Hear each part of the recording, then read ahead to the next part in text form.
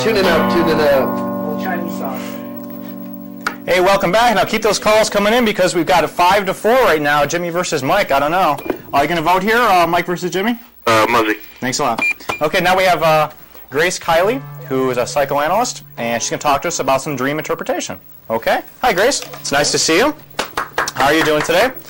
And now, basically, how long have you been in the profession in dream interpretation? I've worked as a psychotherapist for 6 years, and my interest in dream work has been my adult life. And it began actually with theater. I have a background in theater as professionally trained. Do you think that aids in your profession? Absolutely. How so? I think of dreams as being like a drama, an inner drama, and where the drama portrays different characters that are characters from the psyche, such as that are represented as characters or symbols. What sort of characters or symbols do you think are widespread that people would very commonly have in their dreams? Oh, there's so many. Have you had a recurring dream as a child that made you want to pursue knowing what it was about and then led you into the profession?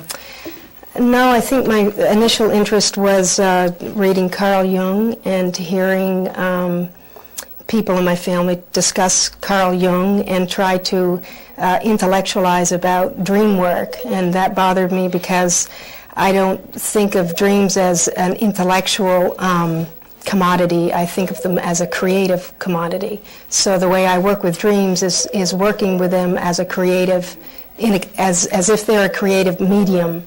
So when I work with people, we work on entering dreams and going back into the dream. Do you do that as a dream group, as you all kind of like reassess your dreams together, or you like to do the one-on-one deal? One-on-one, and I have an ongoing dream group where people come together, present their dreams, and through an exercise go down back into their dream and move into the process of their dream life. If you have a dream that's plaguing you, call up and talk with Grace Kiley at 658-5165. Caller, do you have a question or a dream comment for Grace? Well, I wanted to know if you go out with Jamie. If I go out with Jamie? Yeah. Jamie's the guy who's here for the due date. Yes, the date. If I go out with him? Yeah. No, not me, thanks. I dreamt we went out on a date and I had to pay, so I'm not going to do it. In any case, now, what are our common misconceptions with dreams? I heard that if you dream that you're falling from like a tall building, that you automatically jar yourself awake, but if you dream that you actually hit the ground, then you'll die in your sleep. Is that a misconception? I'm serious. Is that true? Is that a misconception? I guess the way I'd have to answer that is there's no one way to answer any one thing that happens in the dream. It all is what the dreamer associates to something that happens in the dream. A dream is a relationship between you and who? Between you and the dream, you and aspects of yourself. It's a relationship with yourself. Is that because the subconscious is distorted and there's part of our brain that automatically continues to kind of work and put things together, or is that a completely different part of your brain that's disconnected from any ideas that you pick up in the daytime? Are the two separate, you think? Because I dream about a lot of references of things when I was a kid. I remember, like, as a kid being beaten on the stairwell, and I dreamt the other night of sliding down the banister and landing into the woman who beat me. I'm serious. Really? Yeah, so I think there's, like, different connections there. Incredible. Do you have a comment for Grace Kiley? I was just wondering if you could tell me what it means if you dream about people that are deceased. Diseased? Deceased. Deceased. Yeah. Deceased. What you would do is you would look at what is the main message around something like death. Death is an ending and the potential of a new beginning. So you'd look more at what is the core meaning of death. So you don't.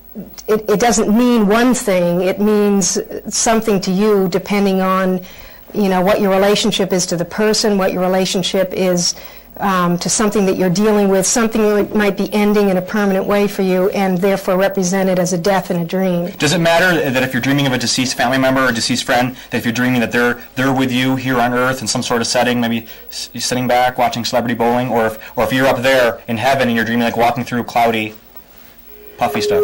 Does it matter? Does it matter, like, if you're within their setting or they're within your setting, if you're dreaming of the deceased person? The setting has to do with your relationship to what's going on in the dream. Where it is has to do with what your relationship to it. If it's in heaven, there's something about a relationship being where there's no ground, there's no earth. It's all lofty. It's all, above you. Above you. Another question for Grace? Well, yeah, I had a dream about my dad. We had sex in the space shuttle. What's that mean? Are you an astronaut? Sometimes. Do you wear a helmet? When I'm having sex, yeah. It's because Thanks a lot. Okay.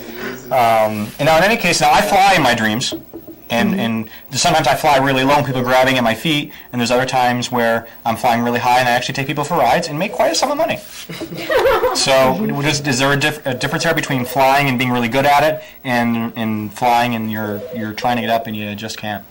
See, what you're trying to get me, how you're trying to get me to respond is to say what it means, that there's, as if there's one meaning. Not like a blanket statement, but of, what does it indicate? I'm troubled youth. No. No? Okay, we'll take one more call for Grace. All right, you have a question for Grace Kyler? Yeah, my friend Jamie, who's on the show tonight, Yes? he had a dream the other night about this. He was blindfolded, and this platinum blonde girl pulled out a knife and was, like, attacking him. What kind of truth would that have? Like, say if... Well, we gave her a machete for a parting gift, but Jamie have to figure that out himself. Thanks. Okay, now, Grace, thank you for being on the show, and I hope that you felt comfortable being here. And if we clean up our act, will you come back? I'll think about it. Okay. All right, thanks a lot. We're going to go to Bison Interlude, and thank you very much, Grace. Welcome. Welcome.